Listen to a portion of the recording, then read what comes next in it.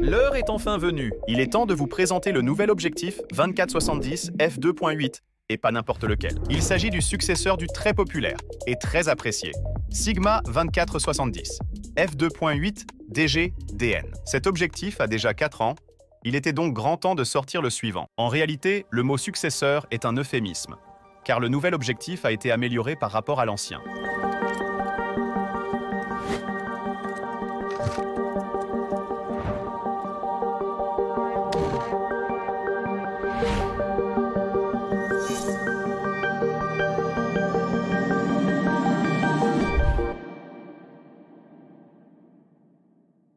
Oui, et ces améliorations concernent aussi bien l'intérieur que l'extérieur de ce Mark II. Nous sommes allés dans les plaines de la Meuse, et là-bas nous avons pu nous procurer une moto. Nous avons donc pu tester cet objectif, tant pour la photo que pour la vidéo.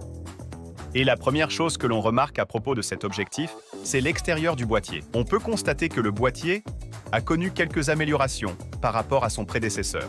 Le nouveau 24-70 fait 87 mm de large et 120 mm de haut, donc il est beaucoup plus compact que son prédécesseur. Avec ses 745 grammes, il pèse presque 100 grammes de moins que le Mark I. Oui, et ce n'est pas tout ce qui les différencie. Le Mark I avait un seul bouton personnalisable pour verrouiller la mise au point par défaut. Mais le Mark II a 2 de ces boutons que vous pouvez personnaliser comme vous voulez. Il est aussi équipé d'une bague d'ouverture qu'on connaît bien. La bague d'ouverture de Sigma est super pratique et on peut la rendre cliquable si on le souhaite. Mais on peut aussi la régler de manière à rendre le mouvement un peu plus fluide. Et bien sûr, on peut la verrouiller. L'objectif est aussi recouvert d'un revêtement qui le rend imperméable à l'eau et à l'huile.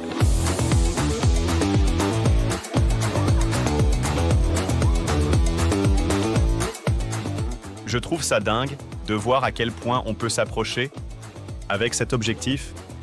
Je touche quasiment le sujet et je peux encore m'approcher.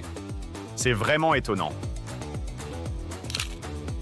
Avec le f2.8, ce n'est pas évident de faire la mise au point, surtout en mode manuel. Avec une distance de mise au point minimale, il vaut souvent mieux utiliser le mode manuel au lieu de la mise au point automatique. Mais je pense que j'ai réussi. La distance de mise au point minimale de cet objectif n'est que de 17 cm. Et ça peut paraître beaucoup, mais il faut savoir qu'on la mesure à partir du capteur, donc à partir d'ici, à peu près. Donc en réalité, 17 cm, c'est vraiment très proche, on touche presque l'objectif, donc c'est super proche. À 70 mm, cette distance est plus éloignée de l'objectif, mais quand même très proche, ça nous fait environ 34 cm, c'est jusqu'ici à peu près.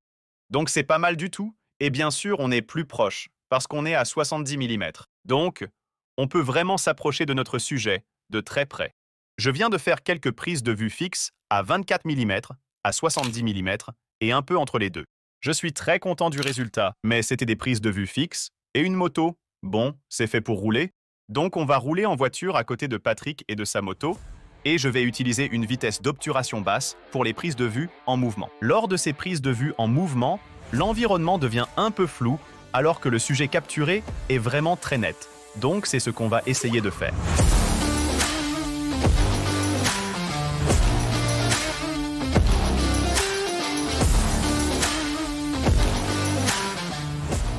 Sigma affirme que le nouveau 24-70 mm f2.8 est nettement plus vif. Et l'intérieur de l'objectif joue un rôle important. Il est constitué d'un nouveau type de verre et d'éléments asphériques, et c'est grâce à ça que cet objectif est beaucoup plus compact et plus léger.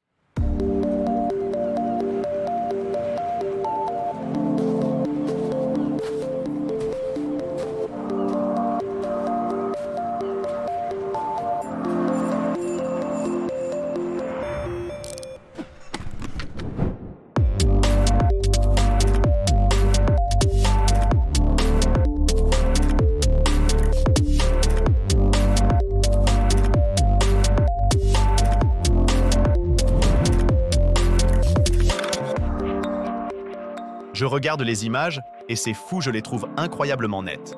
Je peux zoomer à fond. D'accord. Et elles restent encore vraiment nettes. C'est vraiment super, en photo comme en vidéo. Cet objectif est adapté aux deux, donc c'est très chouette. Et bien entendu, c'est dû, en partie, à ce capteur haute résolution de l'A7R5. Mais en combinaison avec cet objectif, on obtient un duo de choc. Je pense que les points forts du nouveau Mark II sont la taille et le poids, bien sûr, mais aussi la netteté, grâce au nouveau verre et aux nouveaux éléments de l'objectif. Mais il y a un autre point fort, c'est le nouveau système de mise au point. Il s'appelle HLA, ce qui se traduit en français par actionneur linéaire à haute réponse. En pratique, ça signifie qu'il est extrêmement rapide, précis et surtout silencieux. En théorie, il est même 3 fois plus rapide que son prédécesseur. Bien que ce système soit assez récent, ce n'est pas la première fois qu'on le voit, puisqu'on l'a déjà vu sur le Sigma 60-600 mm. Nous avons posté un avis dessus, que vous pouvez consulter ici. Je trouve que le nouveau Sigma 24-70 mm f2.8 DGDN Mark II est un objectif très sympa et très complet. C'est donc le digne successeur du 24-70 original. Il s'agit d'un objectif spécialement conçu pour les photographes, comme pour les vidéastes, et il est également destiné aux personnes qui sont encore un peu novices dans ce domaine et qui veulent rendre leur travail un peu plus professionnel, mais aussi pour les vrais professionnels. Voilà, c'était mon avis sur le Sigma 24-70 mm f2.8 DGDN Mark II. Nous sommes allés récemment au zoo de Blijdorp, à Rotterdam, et nous nous sommes servis du 70-200 de Sigma. On s'est lancé à la recherche d'un oiseau suédois. Pour savoir si on l'a trouvé, vous n'avez qu'à cliquer sur la vidéo à ma gauche. Merci d'avoir regardé, likez, abonnez-vous et à bientôt. À plus!